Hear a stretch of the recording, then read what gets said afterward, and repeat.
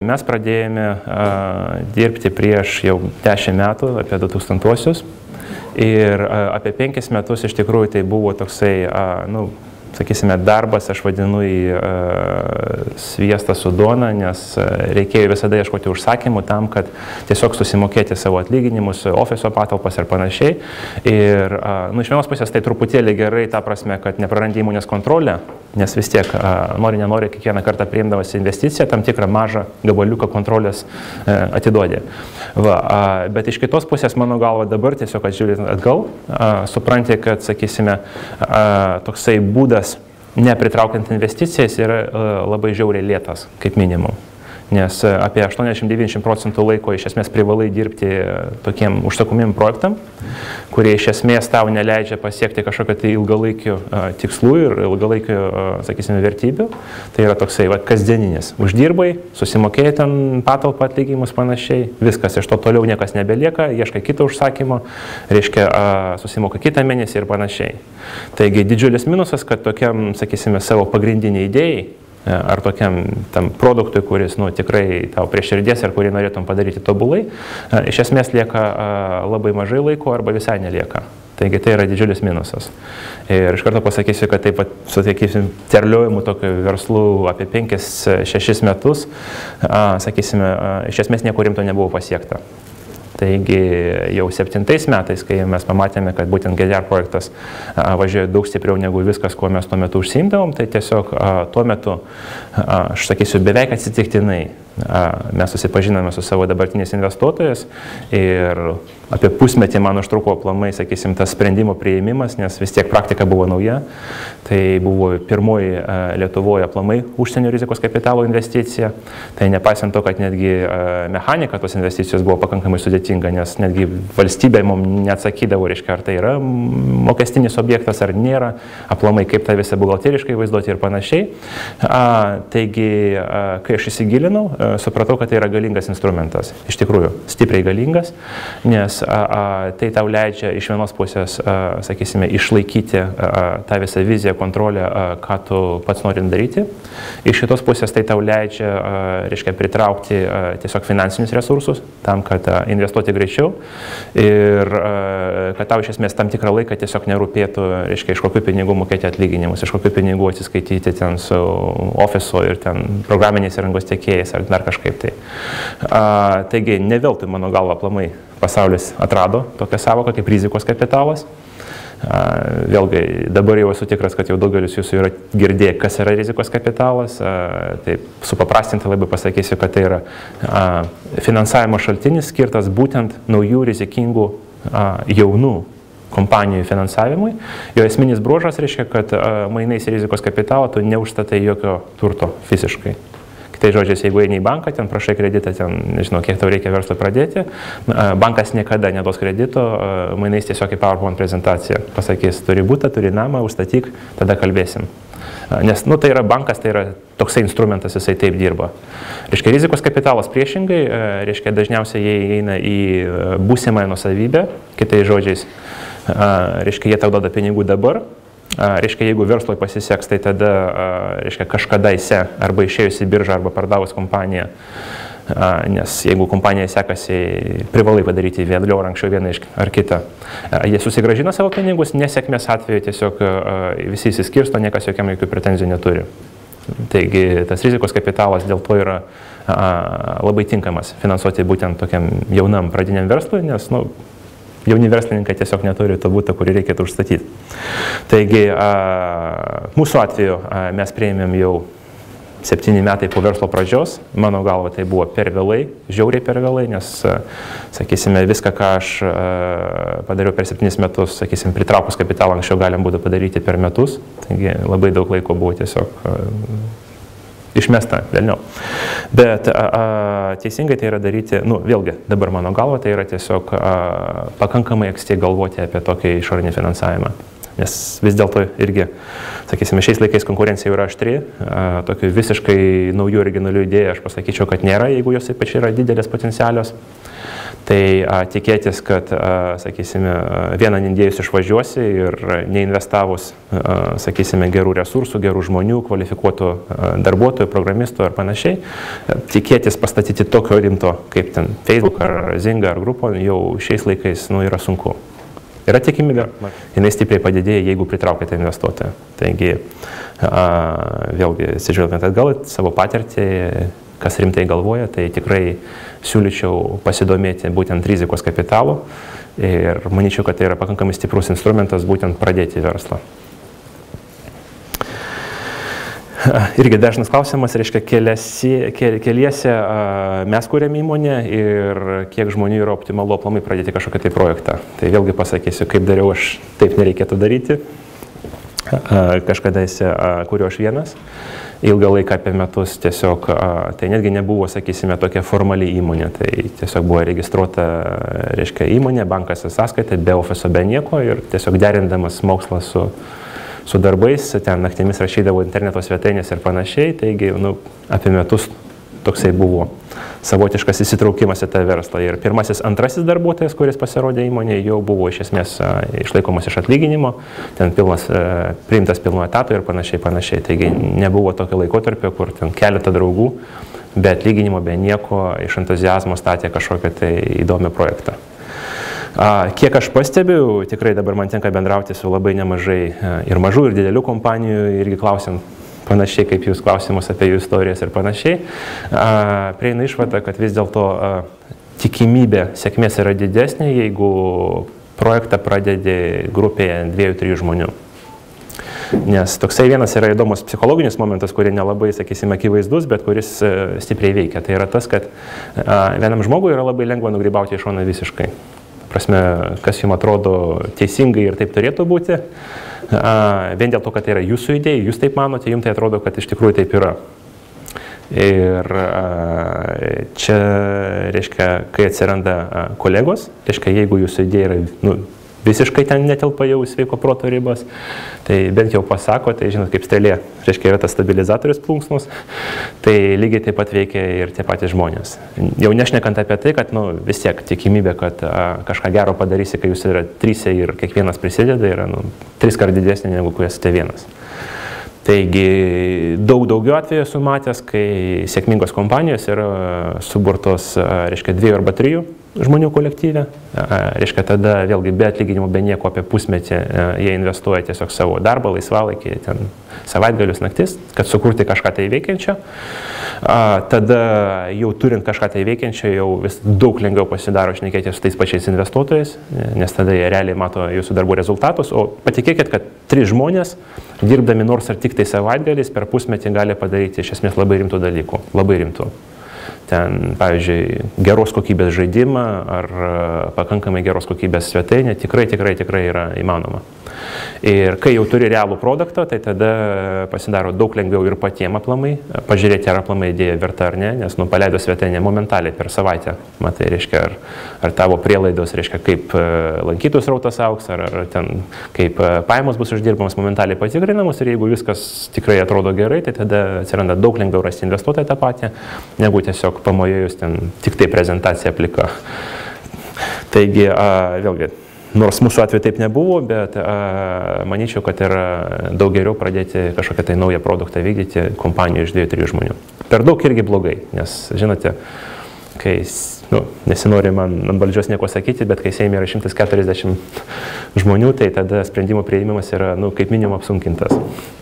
O jaunai kompanijai tai yra, sakysime, gyvybiškai. Greitis yra gyvybiškas dalykas. Koks geriausias būdas išeiti į užsienio rinką? Čia pasaulinė. Reiškia, mūsų atžvilgiu pasaulis yra užsienis. Šiaip, žinot, man toksai įdomus pastebėjimas, kad, reiškia, didžiausias barjeras yra galvoj. Realiai jo nėra. Reiškia, irgi iš karto pasakysiu, kad būtent IT srity, kur produktai yra virtualūs, kur iš esmės paslaugos yra virtualios, viskas pagrįsta interneto kompiuteriais, tai nemanau aplamai, kad yra projektas, kuris ne pasaulinis, ne lankomas užsieniečių, netgi jeigu jis yra lietuvių kalba ir skirtas tik tai lietuvių rinkai.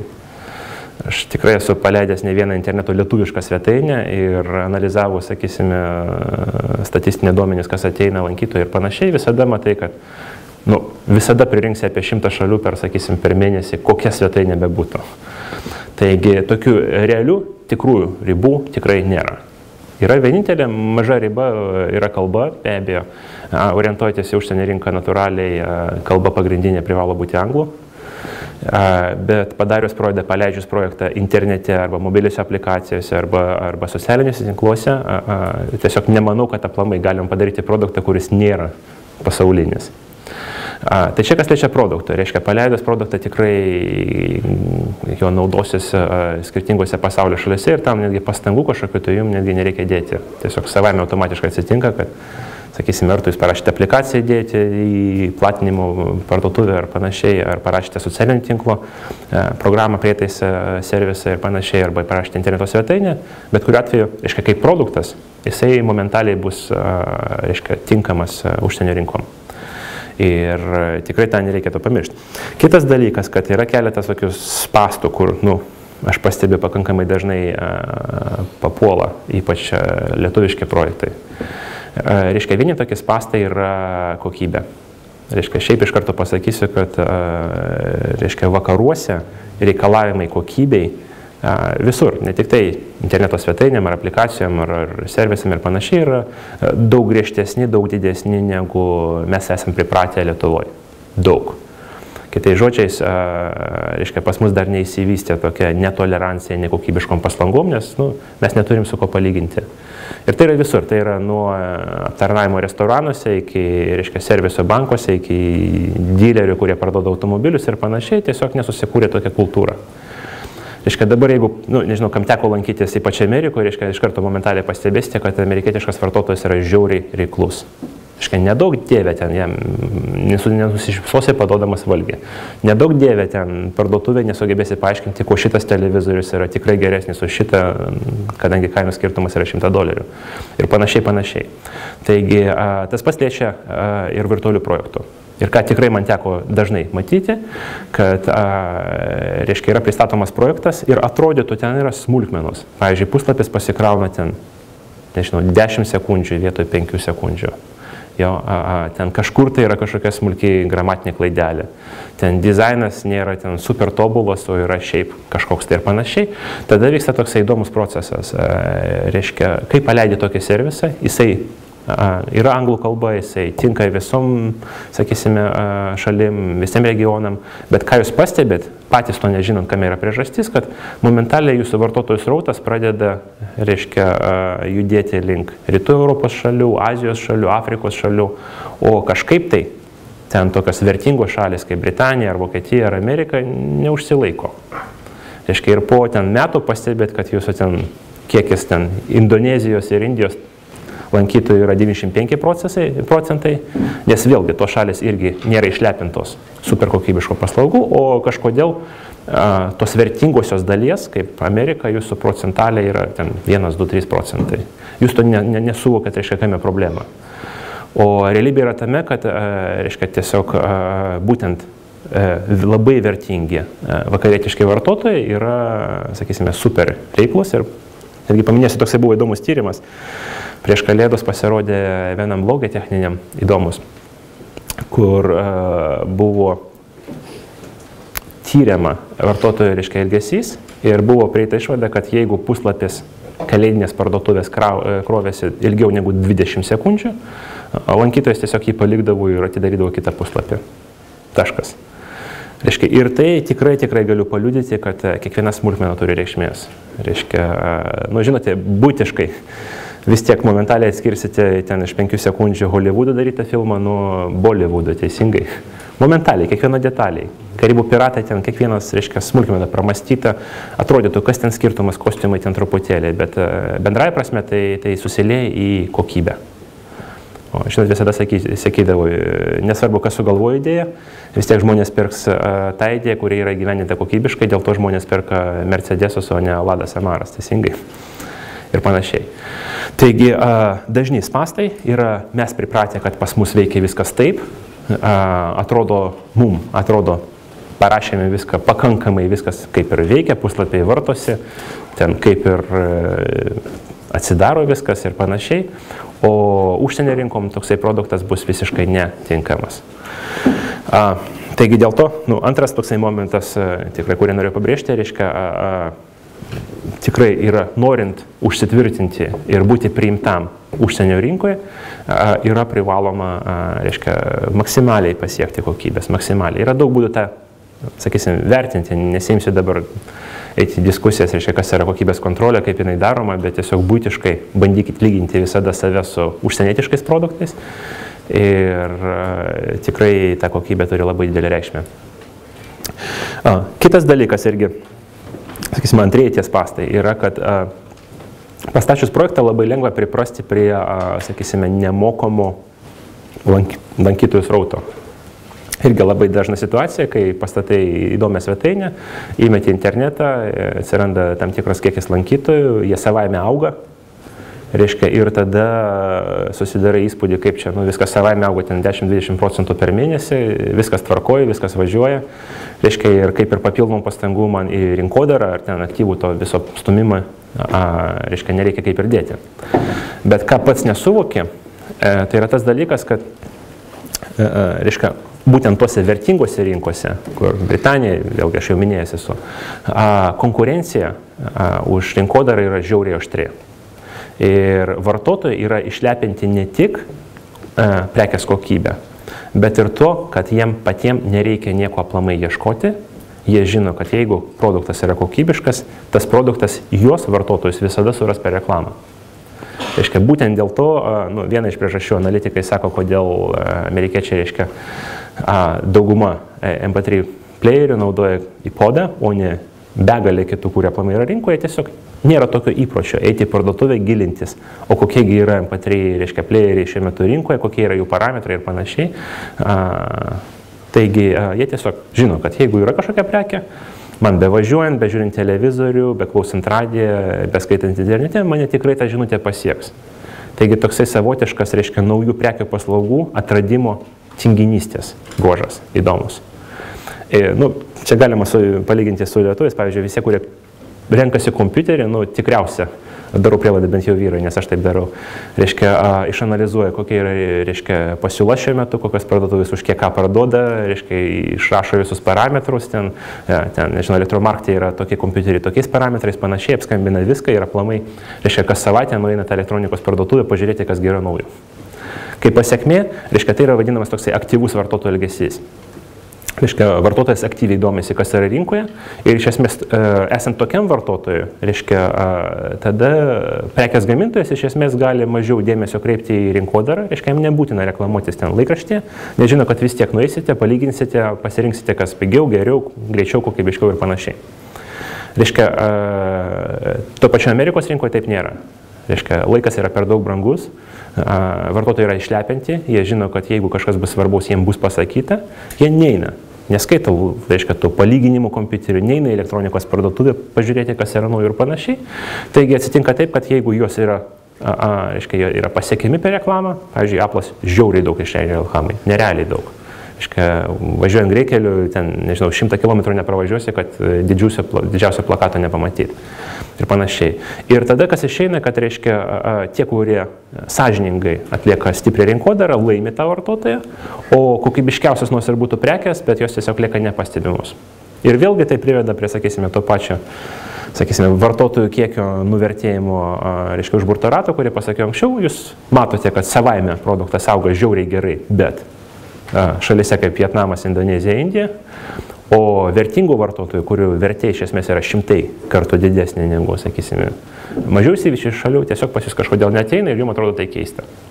Taigi, sakysim, tas antrasis dalykas, užtikrinus produkto kokybę, tiesiog susitaikai su to, kad norint gauti didelį kiekį brangių, vertingų vakarietiškų vartotojų, privalai profesionaliai apsimti rinkodarą. Taškas. Tokio savaiminio kelio nėra tenai, nors jisai yra, sakysime, kitose regionuose, kur iš tikrųjų nėra tokios žiaurios rinkodarinės kovos už tą vartotoją. Vėlgi, ačiū Dievui, ta problema yra išsprendžiama, nes darau prielaidą, turint kokybišką produktą, jums tikrai turėtų būti prieinami visi rinkodaros kanalai, nes vėlgi tai leidžia jums gauti geras investicijas, o investicijas konvertuoti tiek į rinkodaros žmonės, tiek į rinkodaros, sakysime, išlaidas. Taigi ta problema yra išsprendžiama, tik tai ją turime pakankamai anksti pastebėti ir tiesiog valdyti. Nes vėlgi darau prielaidą, dominuoti pasaulyje reiškia turėti visas kritinės rinkas, tame tarpe tokias vertingas kaip Amerika arba Britanija. To tikrai nepasieksi tiesiog tokiu savaiminiu būdu. Ir trečias dalykas irgi yra tiesiog toksai išėjimas į tarptautinę rinką, reiškia kažkokiu tai metu, reiškia, kad jūs privalote būti konkurencingi su visom tarptautinėm kompanijom. Nes, konkuruoti su to pačiu ten Google ar Facebook, sakysime, turint omeny, kad jie turi geriausius programistus, geriausius rinkodaros žmonės, geriausius pardavėjus ir panašiai, reiškia, kad arba tu turi analogišką kolektyvą, komandą, resursus, kanalus ir panašiai, arba tu negali su jais konkuruoti.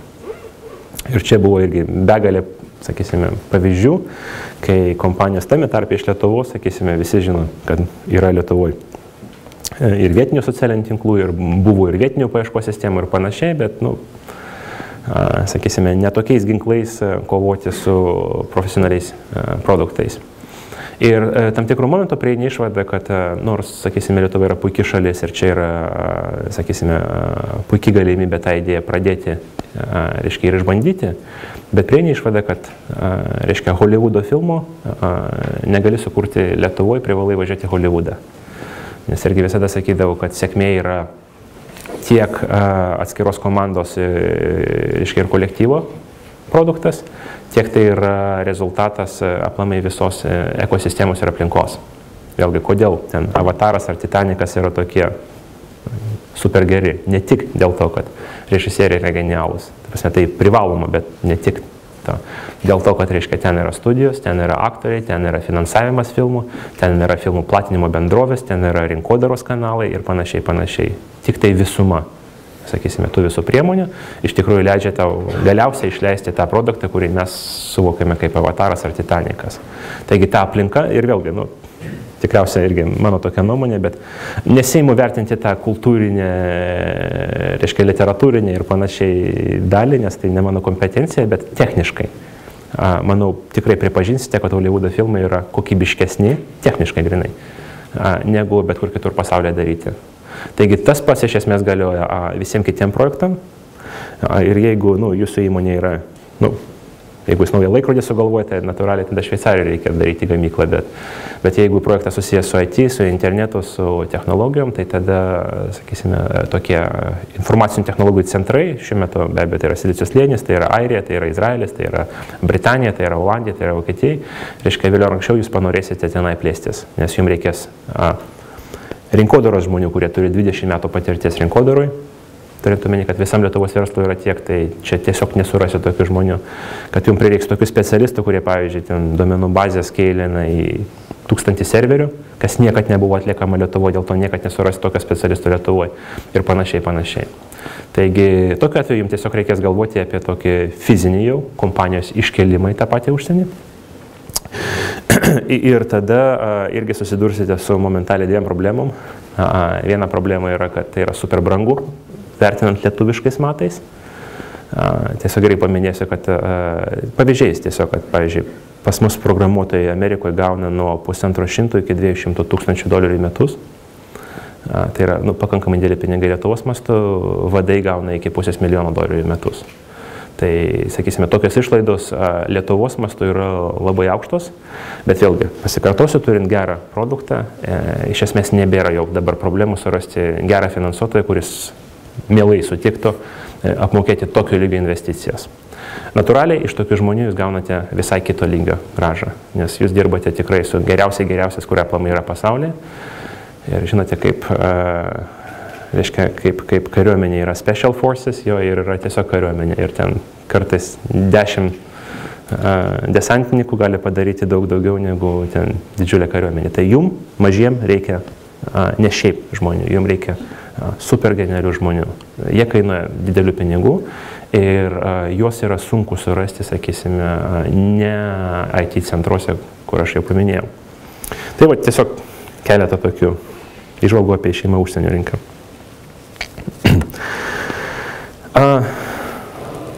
IT perspektyvos, jo. Nu, čia irgi toks labai platus filosofinis klausimas. Truputėlį gal susijęs su to, kad paskutiniu metu vyksta šiek tiek diskusijų aplamai, ar tai nepergyvename mes šiuo metu antrojo interneto ir IT technologijų burbulo. Tokio, kai būdavo 2000 metais ir, nežinau, prisimenu tikriausiai, ne, kur žlugo labai daug kompanijų dėl vertės numažėjimo, lūkesčių sumažėjimo ir panašiai.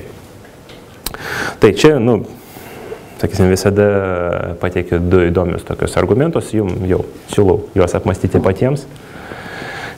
Pirmas dalykas, jeigu jau visiškai aukščiausių, sakysime, lygių žiūrėti aplamai į IT kaip ūkio šaką lyginant su kitom ūkio šakom, tradiciniam, tokiam senosios ekonomikos, kaip ten maisto pramonė ar ten kelionių pramonė ir panašiai, neišvengiamai užsiduodi paprastų klausimų. Aplamai kiekvieno atskiro žmogaus gyvenime, kokią dalį užima ta naujoji, virtuali IT dalis, santykinai su ta senaja dalim. Kitais žodžiais. Paimkite, pavyzdžiui, prieš 10 metų turėtume prisiminti, kiek laiko, kiek pinigų jūs praleisdavot internete, virtualiuose pramogose ir panašiai, ir kiek šiandien. Tikriausiai sutiksite, kad per 10 metų tas santykis stipriai pasikeitė ir pagal kai kuriuos tyrimus, kai kuriuose šalyse, kai kurie vartotojai iš esmės pusę savo gyvenimo. Tai yra laikas, tai yra dėmesys, tai yra, išlaidos, tai yra pramogos ir viskas kitas, iš esmės praleidžia tam pačiam Facebook'e. Ir panašu, kad tas santykis didėja. Kuo toliau, to daugiau, nes atsiranda vis daugiau ekranų aplink mus. Anksčiau buvo kompas 3 valandos į dieną, nes dar reikėjo televizorių pažiūrėti. Dabar jau televizorių, nežinau, tikriausiai nelabai žiūrit. Anyway, jeigu ir žiūrit, tai jau neužilgo persikrausti internetą. Per išmanųjį telefoną iš esmės, vėlgi, netgi mūsų tyrimai vidiniai rodo, kad tą patį Facebooką vidutiniškai žmonės telefone patikrina jau 8 kart per dieną. Čia vidutiniškai. Yra tokių, kur kas minutę tikrina, ar kažkas neatėjo, ten kažkas į draugus neįsipaišė, kažkas gal truputėlį rečiau. Bet tas svoris, sakysime, tų virtualių paslaugų didėja nuolat. Ir netgi jeigu taip, visiškai skeptiškai pabandyti primesti, kad tos virtualios paslaugos sudarys pusę aplamai mūsų gyvenimo per kažkiek tai metų, tada galima teigti, kad, sakysime, visa vertė to viso virtualaus ūkio iš esmės atitiks visai vertė į viso ne IT ūkio. Tai yra, visi pastatai pastatyti, visos kelionės, visos pramogos, viskas, kas aplamai žmogus sugalvota offline, daugmaž prileista į vertę, kuri yra sukurta online arba, virtualioje erdvėje. Ir tada, kai tai bandai transliuoti į tiesiog piniginį išraišką, tai atrodo žiauriai daug, žiauriai. Tiek nulių tikriausiai netgi Facebookas nebeturi. Ir tada, palyginti su to, kiek dabar vertiname visą ūkio šaką ir matai, kad per artimiausią 10-metį tai turėtų išaugti nuo 10 iki 100 kartų. Kitais žodžiais, vietos dar yra labai daug. Irgi tokį įdomų tyrimą, privesiu jau iš mano srities. Be abejo, mano srities tai yra mobilios aplikacijos. Mes bandome tyrinėti tą rinką labai aktyviai, labai kruopščiai. Anais metais buvom užsakę specialų tyrimą. Buvom pasamdę eilę ekspertų ir tiesiog, kad pamatuotų aplamai vertę mobilių aplikacijos rinkos per artimiausius 3 metus. Nes, be abejo, mūsų veikla, mūsų pajamos yra išvestinė iš tos vertės, kuri bus sukurta per 3 metus aplamai mobilių aplikacijų rinkoje. Ir išvados buvo tokios, eilės ekspertų, ir tai dabar be mūsų tyrimų dar yra 3, irgi pakankamai pripažinti, ir visi sueina, kad mobilių aplikacijų rinka sieks nuo 25 iki 50 milijardų dolerių per metus. Tiek uždirbs aplamai mobilios aplikacijos. Dabar jos uždirba apie 4 milijardus per metus. Reiškia, daugiau negu 10 kartų augimas. Bet tai, kai bandai išskaičiuoti, tiesiog reiškia, ką reiškia tokie skaičiai, nes jie savaime abstraktus. Tai, pavyzdžiui, lyginant su muzikos industrija, tai yra 2 kartų daugiau. Visa muzikos industrija, reiškia, visos žvaigždės, kurias žinote, Rihanna ten, nežinau, ką dabar klauso žmonės, su viskuo, reiškia, su įrašų kompanijom, su tais limuzinais, Las Vegaso vakarėliais, ten, su viskuo, įskaitant Lietuvos žvaigždės, reiškia, tai verta 25 milijardai dolerių per metus. Aplikacijos 50. 2 kart. Reiškia, 2 tokias industrijas, kaip visa muzikos, bus pagimdytos iš nulio, nes dabar jis praktiškai neegzistuoja. Tai yra daug. Ir, reiškia, aš visada bandau išskaičiuoti, reiškia, kiek tai reiškia pilnai apmokamų darbo etatų. Man išeidavo skaičius, kad tai yra, sakysime, ne mažiau nei 1 milijonas žmonių gali, sakysime, užsidirbti normalų, vakarietišką, gerą atlyginimą vien iš tos industrijos. 1 milijonas žmonių. Taigi tai yra labai daug. Trečdalis Lietuvos iš esmės galėtų savo užsikovoti gerą gyvenimą vien iš tokios industrijos ir panašiai. Ir vėlgi tų žmonių dar nėra. Jie nėra pasamdyti, nėra kompanijų, kurių jos pasamdo, paima tos pinigus, išdalina ir panašiai. Nėra infrastruktūros, reiškia, nėra verslo modelių, kurie dar ištrauks tos vertės ir panašiai. Reiškia, nuo šiandien į 3 metai į priekį, reiškia, tas viskas bus sukurta. Taigi čia tik tai mobilių aplikacijų siaura dalis nuo, sakysime, bendros IT industrijos. Taigi tokiems skeptikams aš irgi visada sakau, kad, žinote, chebra, jums atrodo burbulas, bet man atrodo, kad vis dėlto tai dar stipriai nedavertinta ir galimybių yra tikrai begalė. Taigi, noriu tikėti, kad IT vis dėlto sritis. Filosofinis žmogaus gyvenimas, reiškia, kaip žmogui, kuris periodas yra sunkiausias. Bandysiu vis dėlto sėti su profesinė dalim, nes asmeninis gyvenimas yra kiekvieno atskiras ir mano žvalgos vargiai ir jums padėtų. Bet profesinė srityje vis tiek, reiškia, labai teisingai sakoma, kad sunkiausia yra pradėti. Pati pradžia yra labai sunku, nes, netgi tie, kurie mokykloje dar neprimešė fizikos kurso, žino, kad kūną, reiškia, energiją, kad pastumti iš vietos ir pradėti judėti, reikia pridėti daug daugiau, negu palaikant kūno judėjimą toliau. Čia yra vienas iš bazinių fizikos dėsnių. Reiškia, kodėl mašiną pastumti sunku, o po to, kai ridenasi, tai atrodo vos ten lengvai stumi ir, reiškia, mašina jau tam ridenasi. Iš tikrųjų taip yra ir tai yra dėl 2 dalykų, pagrindinių dalykų, nes be abejo yra begalė būdų į tą visą žiūrėti. Reiškia, vienas dalykas, toksai įdomus psichologinis, sakysime, toksai ciklas pradedančio verslininko. Kai jūs turite pirmą idėją, jums pasaulis atrodo labai rožiniam spalvom ir jūs 100% įsitikinę, kad tai yra sekantis genialiausias aplamai žmonijos sugalvotas dalykas po Facebooko. Taškas. Ne daugiau, ne mažiau. Tie, kurie šypsosi, tikriausiai jau tokią idėją turi. Ir jūs grėbėtės tą daryti, jeigu nusprendėte, kad vis dėlto norite pabandyti. Ir kas iš tikrųjų išeina, kad labai greitai suvokite, kad idėja nėra tokia super genialiausia. Ir dėl to, kad jūs esate nepatyręs, jūs be abejo pridarote žiauriai daug klaidų. Ir dėl to pilnas blynas visi žinome, kaip yra iškepamas. Ir babach atsidūrėte ties kažkokią tai nesėkmę. Reiškia, idėja nepasisekė. Čia pat gimsta antroji idėja, nes gimsta jinai greičiau negu pirmoji, nes jau pripratę gimdyti naujas idėjas. Ir antrą kartą, reiškia, vėl bandote. Ir vėl nesėkmė. Ir kas iš tikrųjų atsitinka, kad kuo toliau jūs bandote, to tikimybė statistiškai, netgi verslo analizė sako, kad 1 iš 10 idėjų išdega. Tai reiškia, jums reikia 9 nesėkmės praeiti, kad 1 sėkmingą idėją atrasti. Čia yra statistika jau pasaulio. Galite patys patikrinti, bet, reiškia, praeinant per 3, 4, 5, 6, jūsų pasitikėjimas savim stipriai mažėja. Jau ties 4, 5 jau atrodo viskas, aš esu loseris, nieko nemoku, mano idėjas nieko vertas, nusivylimas žiaurus, reiškia, ir kas sekantis bandymas yra vis sunkesnis psichologiškai, nes, sakysime, jūs jau prarandate tokį vidinį įsitikinimą, kad tikrai tai yra genialiausias dalykas pasaulyje. Nors statistiškai tikroji sėkmės tikimybė, kuo toliau, to jinai didėja. jau 5-6 idėja jau su daug didesnė tikimybė gali startuoti negu 1 ar 2, nes jūs mokotės iš nesėkmės, jūs žinote jau, kas tikrai neveikia, reiškia, ir taip toliau mokotės iš savo proceso. Ir tie, kurie sugeba išlaikyti, reiškia, tokį būtent užsispyrimą, kad nesvarbu, ir tegu 5, tegu 6, tegu 7, tegu 9 ir panašiai. Vėliau ir anksčiau aš vėlgi, sąžiningai to tikiu, 10 per mažas statistinis kiekis, bet išbandžius 20 idėjų, aš netikiu, kad viena tikrai neišdegs. Tiesiog fiziškai netikiu.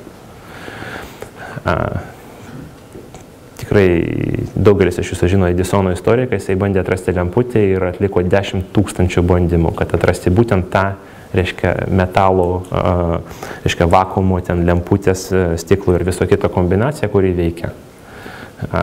McDonald'o bulvyčių receptų, kiek žinau, buvo bandoma apie 1 000 iki kol atrodytų, kas čia yra, ten panašiai kaip ir aš namuose kepu. Bet atrodo, kad ne, kažkas vis dėlto skiriasi. Tai pirmas dalykas yra toksai psichologinis. Ir čia, vienintelis, sakysime, receptas, tai yra, tiesiog nepabandę, tiesiog patikėkite. Nebūtinai tik tai man, galite paskaityti kitų, sakysime, ir verslininkų įžvalgų. Tiesiog patikėkite, kad, reiškia, kad per 5 pirmus kartus nusivilsite ir nieko gero nepadarysite. Faktas beveik 100%. Iš kitos pusės sąžiningai ten per keletą metų išbandžius 20 skirtingų idėjų, garantuotai kažkokia tai viena startos. Tai tiesiog reikia pasiruošti morališkai, kad po to, reiškia, nedepresuoti labai jau stipriai. Ir antras momentas be abejo yra darbo krūvis. Irgi,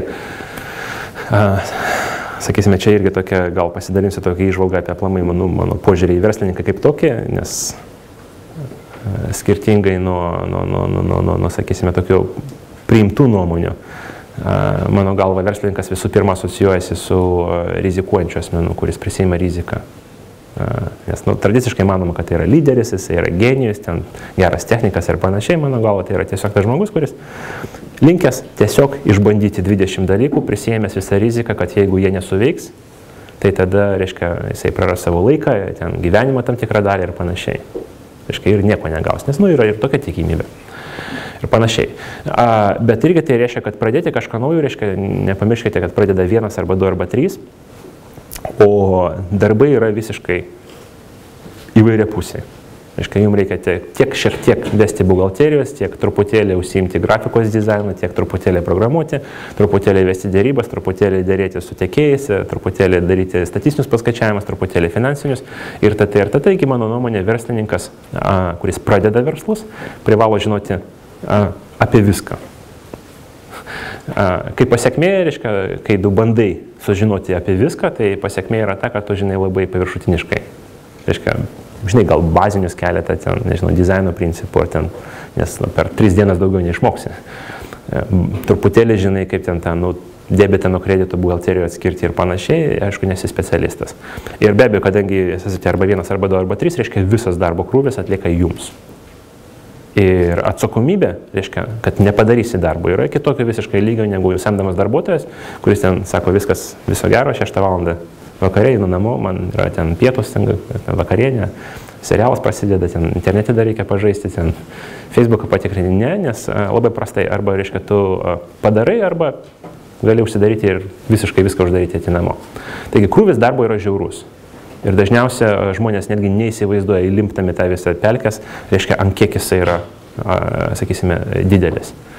Ir kai tą suvokia, kad velnias, man čia ne tik, sakysime, ten to serialo pažiūrėti Facebooką, bet ir savaitgalių neišeina, bet ir ten vos pramiegot užtrunka, ten atostogų tikrai negaliu skirti ten savaitę ir panašiai, jau per vėlu, nes kaip bevažiuojant dviračiu, arba mini pedalus, arba dviratis krenta. Taškas, neturi pasirinkimo. Ir, tiesiog mano patirtis ir irgi kiek aš esu kalbėjęs su kitais verslininkais, reiškia, maždaug nuo metų iki 3 trūksta toksai juodo, reiškia, arimo periodas. Reiškia, kur nematai nei savaitgalių, nei atostogų, nei kažkokio tai vakarėlių, nei ten dar kažko, tai tiesiog 3 metus ari, nes tiesiog privalai viską daryti pats. Bet yra kitas momentas, reiškia, kai ta pavyzdžiui, nu, tiesiog per kraują, nežinau, per ašaras, dar per kažką tai praeitą laikotarpį, tada palengvėja labai stipriai, turiu omeny fizinę prasme, fizinio krūvio prasme, nes tada pasidaro visiškai kitaip. Jeigu tavo verslus sekasi, nu, darau prielaidą, kad jums tai tikrai pasiseks, tai reiškia, kad pradedi auginti komandą ir pradedi samdyti žmonės ties kiekvieną dalyką, kurie yra profesionalai būtent to srity. Reiškia, pasamdai profesionalų grafinį dizainerį, profesionalų buhalterį, profesionalų pardavėją, profesionalų rinkodaros ir tt. Ir kuo daugiau tu juos samdai, to toliau tu, kaip verslo įkūrėjas, kaip verslininkas, pasišalini nuo būtent tų sričių. Nes būtent dėl to ir tu juos samdai, kad jie yra protingesni, profesionalesni už tave tuose srityse. Ir reiškia, tu jau to nebeatlieki. Jeigu iš pradžių darai viską, reiškia, po to pamatai, kad velnias, o jau pardavimus jau aš nedarau, kažkas kitas geriau daro, jau rinkodaros aš nebedarau, nes kažkas kitas geriau daro, to nebedarau, ir po to kažkokį tai laikotarpį suvoki, kad, žinai, kompanija iš esmės geriau, kad tu vos nebeveik visko nebedarytum. Be abejo, tu turi tam tikrą, sakysime, ir teisinę laisvę daryti iš esmės, ką nori. Nes tu esi vadas ir iš esmės tavo balsas yra lemiamas. Bet tu suvoki savo sveikų protų, kad kompanijai, sėkmei geriau, kad tu tam tikrų dalykų nedarytum. Ir tada, reiškia, iš tikrųjų galėjau savo leisti truputėlį laiko gal skirti ir asmeniniam interesam ir panašiai. Tai tada tas palengvėjo ir tiesiog mano pastebėjimas, tiesiog vėlgi lyginant gal keliasdešimt kompanijų, kiek aš tikrai esu susidūręs su to verslo pradžios sunkiausio laikotarpio, mano pastebėjimas, tas toksai juodo arimo laikotarpis trunka maždaug nuo metų iki 3. Praeini, daug lengviau pasidaro. Taigi, vėlgi, verslo ciklo prasme, grinai žmogiškai, tas pradžios periodas yra pats sunkiausias. Psichologinis ir grinai darbo apimties krūvio prasme. Praėjus, tikrai gyvenimas pasidaro daug lengvesnis ir tikrai galima derinti ir verslą, ir kitus interesus. Irgi labai įdomus klausimas, ar verta kopijuoti idėją ir daryti kažką, ką kažkas kitas yra padaręs. Keletą momentų tokių gal įdomių kampų žiūrėjimo į kopijavimą kaip tokį. Reiškia, pirmas dalykas, jeigu pastebėsite, pabandysite įvertinti, sakysime, tokias super sėkmingas idėjas, kaip socialiniai tinklai, paieškos sistemos ir panašiai, iš esmės pastebėsite vieną tokį įdomų labai dalyką, kad kopijavimas jų yra labai neretas atvejis, bet jisai veikia tik tai specifiniam sąlygom, tai yra būtent, kai idėja yra kopijuojama dideliai uždaroj rinkoj, kaip Prancūzija, Kinija, Rusija, Vokietija ir panašiai. Kitais žodžiais, atsiradus Facebookui, pavyzdžiui, Rusija atsirado tinklų ir Odnaklasnikai, ir Kontaktė, ir kitų, Kinija atsirado kitų panašių tinklų ir panašiai, ir netgi neslėpia, kad jie iš esmės kopijuoja užsienietiškas idėjas. Dabar patirtis rodo, tai nereiškia, kad Lietuvoje nebandė kopijuoti, bandė ir Lietuvoje, ir kitose šalise, bet patirtis rodo, kad tik tai dideliuose uždarose rinkose tas suveikdavo, kad realiai klonai galėjo išsilaikyti ir pasidarė populiaresni negu už originalą. Tik tai tokiose rinkose kaip Kinija, Rusija, Vokietija, Prancūzija, truputėlį gal Lenkija su, reiškia, jų socialiniais tinklais ir panašiai. Nes uždara rinka tai reiškia, kad svetimam yra sunku ją prasiskverbti. Irgi aš pats jau nebe vieną kartą bandžiau aplamai, nesakau, kad daryti, bet įvertinti strategiją atėjimo į Kinijos rinką. Ir mano išvada buvo, kad tai yra super sunku, nes yra labai daug vietinių niuansų, barjerų ir tokiam svetimam žmogui ateiti į vietinę rinką yra praktiškai neįmanoma. Kaip žinote, Google'as turi sunkumų, Facebook'as neegzistuoja, Twitter'is neegzistuoja Kinijoje ir panašiai, tuo tarpu kaip jų klonai konkurentai vietiniai labai normaliai puikiai plečiasi ir gyvuoja. Tai reiškia, uždara rinka, vėlgi skirtingai nuo tokių šalių, pavyzdžiui, kaip Indija, Indonezija, jos yra didžiulės, bet jos yra atviros. Jos labai lengvai įskverbia į save, reiškia, vakarietiškos produktus, projektus ir panašiai. Taigi uždarumas reiškia, kad originalui sunku įeiti, Ir dažniausiai originalas galvos apie pagrindinių esminių rinkų užkariavimą ir nesuks savo galvos, reiškia, kaip ten Kinijoje ar dar kažkur tai, reiškia, pastumti. Tai tokia tai klonas veikia. O didelė rinka, tai reiškia, kad aplamai tiesiog rinka pakankama, kad išsilaikytų. Nes, pavyzdžiui, darau prielaidą, kad jeigu Lietuvoje atsirastų, reiškia, konkurencinis Facebook'ų tinklas, tai tiesiog Lietuvos rinka per maža tam, kad surinktų tiek pajamų, kad galėtume investuoti savininkai tiek, kiek investuoja Facebook'as tam, kad aplamai techniškai tas vietinis socialinis tinklas būtų bent jau tokios pat kokybės kaip ir vakarietiškas.